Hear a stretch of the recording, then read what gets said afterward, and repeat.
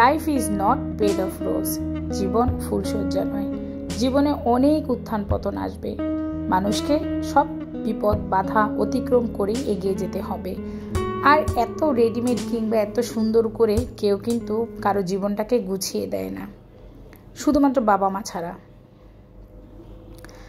যাই হোক, আজকের পর্বটা হচ্ছে খুব সুন্দর ভাইরাল একটা ভর্তা আপনাদের সাথে শেয়ার করব।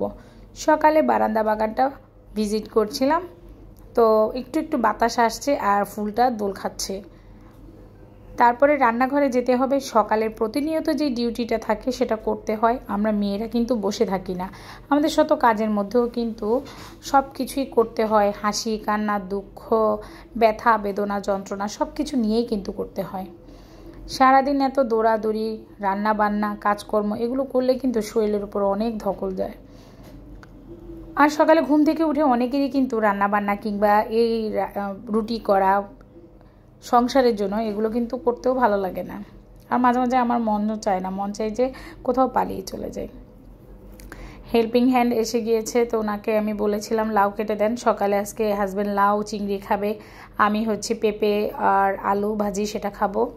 এক একজনের এক একটা। আর ডিমটা লাগবে, তো ডিমটার জন্য আমি পেঁয়াজ কাঁচামরিচ আর হলুদের গুঁড়া মরিচের গুঁড়া মিক্সড করে তারপরে মাখিয়ে ডিম ভেজে নিব। তো সেই জন্যই প্রিপারেশন নিয়ে নিচ্ছি। আসসালামু আলাইকুম ভিউয়ার্স, অনেকে হয়তো আমার কথা ভুলে গিয়েছেন। আমি রাবেয়া সুলতানা ঢাকা থেকে বলছি।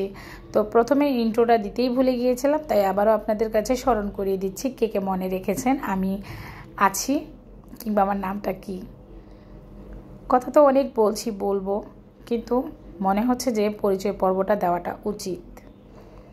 এই ফাঁকে কিন্তু আমার ডিম প্রিপারেশন করা হয়ে গিয়েছে। কিভাবে আমি ডিমটাকে করেছি হাতে মাখিয়ে, তবে স্কিপ করবেন।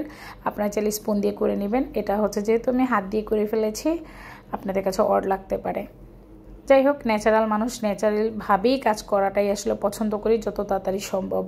আর ভিডিওর চক্করে আমাদের যেটা প্রবলেম হয়, 5 মিনিটের কাজ 10 মিনিট ভিডিও করা, রেডি করা, ওপেন করা, ক্যামেরা সেট করা, তারপরে হচ্ছে কাজ করা। এর মধ্যে কিন্তু এত হজবরল না থাকলে ইজিলি কিন্তু কাজগুলো আরও তাড়াতাড়ি হয়ে যায়।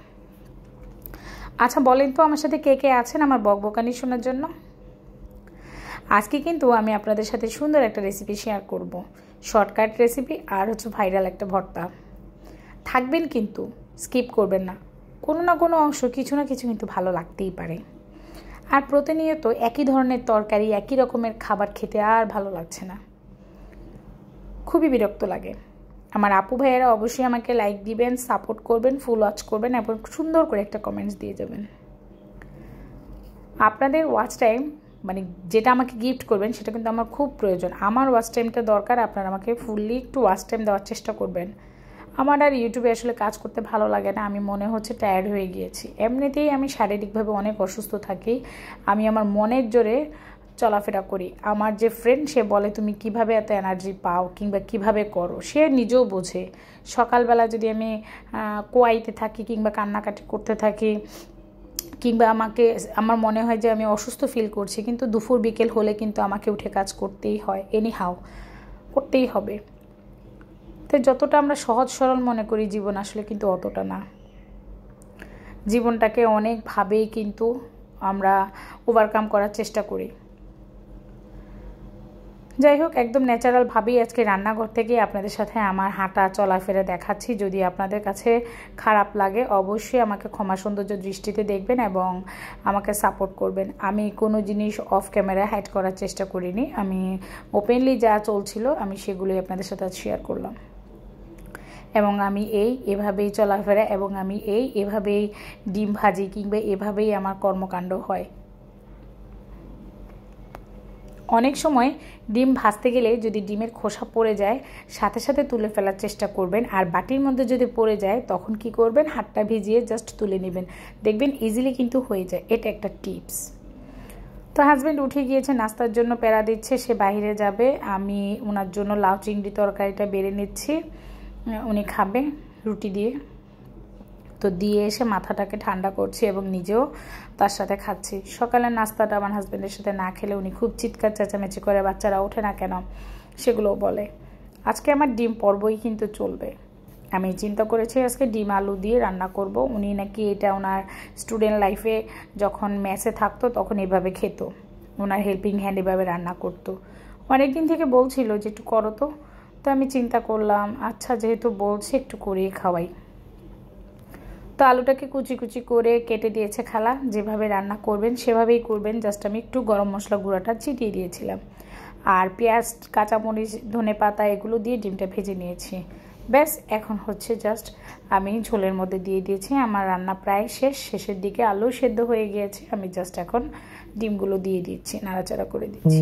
উফ, এই ভয়েস দিতে গেলে যত সব জ্বালা, হঠাৎ করে কল আসবে কিংবা বাহির থেকে শব্দ আসবে, সাইড টক হবে, কিংবা হচ্ছে টুপ করে টাপ করে একটা মেসেজ চলে আসছে।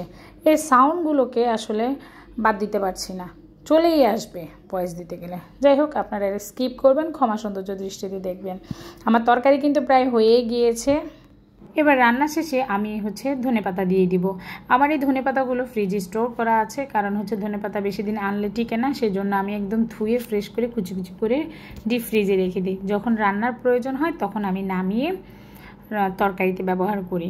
তো এ ধরনের শর্টকাট কিংবা চোরামি তরকারি রান্না করতে চাইলে আপনারা অবশ্যই বাসায় একবার হলে ট্রাই করবেন। অলসতম দিনে আমরা চাইলে এইভাবে রান্না বান্না করে খেতে পারি, এতে করে সময়ও বাঁচবে, একটু ভালোও লাগবে, রিফ্রেশ লাগবে, যাতে করে হচ্ছে যে শারীরিক কোনো পীড়া না হয়, কিংবা কি রান্না করব কি করব এগুলোর জন্য কোনো টেনশন না থাকে।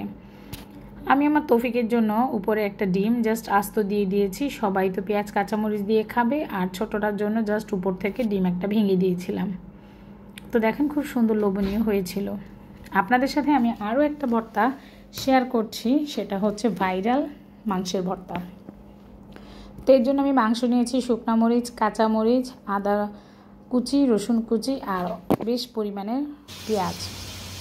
সবগুলোকে আমি এখন ফ্রাই প্যানে দিয়ে সুন্দর করে ভেজে নেব। এই ভাইরাল মাংসের ভর্তাটা কিন্তু অনেক লোভনীয় এবং খুবই টেস্টি হয়। আসলে বলতে গিয়ে এখন জিভে জল চলে আসছে। অ্যারোমাটা এত সুন্দর আসছিল ভাজার সময়, রসুনের একটা গ্রান, পেঁয়াজের একটা গ্রান, খুবই ভালো লাগছিল। আপনারা চাইলে ধনেপাতাও অ্যাড করে নিতে পারেন। আমি ধনেপাতা এখন পর্যন্ত দেইনি, আমি লাস্ট মোমেন্টে দিব। তবে আমি আগে ভালো মতো ভেজে নিচ্ছি, আপনারা ভালো মতো ভেজে নেবেন। আমার এখানে তেলটা একটু বেশি পড়ে গিয়েছিল, আর একটু কম হলে মনে হয় ভালো হতো। যাই হোক, তেলটা দেওয়ার সময় একটু সুন্দর করে দিবেন, যাতে অল্প তেলে সুন্দর করে ভাজা যায়। আর যদি মনে করেন গোশত এখনও সেদ্ধ হয়নি, তাহলে সামান্য একটু পানি দিয়ে নিতে পারেন। আমি এখানে টোটালটাই কিন্তু একদম তেলের মধ্যে ভেজে যে লাল লাল করে ফেলেছি। এবার তুলে নিচ্ছি বাটিতে, এরপরে ভর্তাটা বাটার পর্ব। তো আমি এবার বাটবো। এতক্ষণ পর্যন্ত আমার সাথে কে কে আছেন এবং এই ভাইরাল ভর্তা আজ কে কে খাবেন বলেন। ভাইরাল ভর্তাটা করব, তার জন্য গরম গরমে পাটায় তুলে নিলাম। এখন হচ্ছে পাটায় বেটে নিব। আমার এই পুতাটাতে একটা সমস্যা ছিল, আমার যে পুতাটা ছিল অরিজিনাল, সেটা আমি এমন জোরে বাড়ি দিয়েছিলাম সেটা ভেঙে গিয়েছে। তো আবার আরেকটা আমার খালার কাছে ছিল, উনি আমাকে এনে দিয়েছে, এটাও আমার পুতা, আমি ওনাকে দিয়ে দিয়েছিলাম। পরে বললো যে খালা আপনি তাহলে আপনার আগের পুতাটা আমার কাছ থেকে নিয়ে নেন। তারপরে এই যে দেখেন আমি খুব সুন্দর করে ভর্তাটা বেটে নিচ্ছি মাংসের। একটু চেপে চেপেই করতে হয়, আর আমি অধিকাংশ ভর্তা আমার নিজের হাতেই তৈরি করতে পছন্দ করি, খালাদের দেই না। কারণ হচ্ছে যে ভর্তা খাবো একটু মন মতো, নিজের মন মতো করে আসলে খাওয়াটা উচিত। তো এই ভর্তাটা আমি তৈরি করেছিলাম বন্ধেই, জাস্ট সেদিন আমি মেহেদি পরিনি, তো তখনও মেহেদি পরিনি, এর মধ্যে তৈরি করেছিলাম। আর এই যে আপনাদের সাথে বেটে দেখাচ্ছি। আর কখন দিব ভিডিওটা আসলে আমি অস্থির ছিলাম ভিডিওটা দেওয়ার জন্য, কখন দিব আপনারা দেখবেন কিংবা আমি শেয়ার করতে পারবো, সেটাই আর কি। তো যদি কোনো ভুল ত্রুটি হয় অবশ্যই সেটা স্কিপ করবেন। আমি কিন্তু খুব সুন্দর করে বাটার চেষ্টা করছি, কষ্ট হচ্ছে যদিও আমার বাটতে, তারপরেও আপনাদের সাথে মজাদার সুস্বাদু ভর্তা না শেয়ার করে পারলাম না।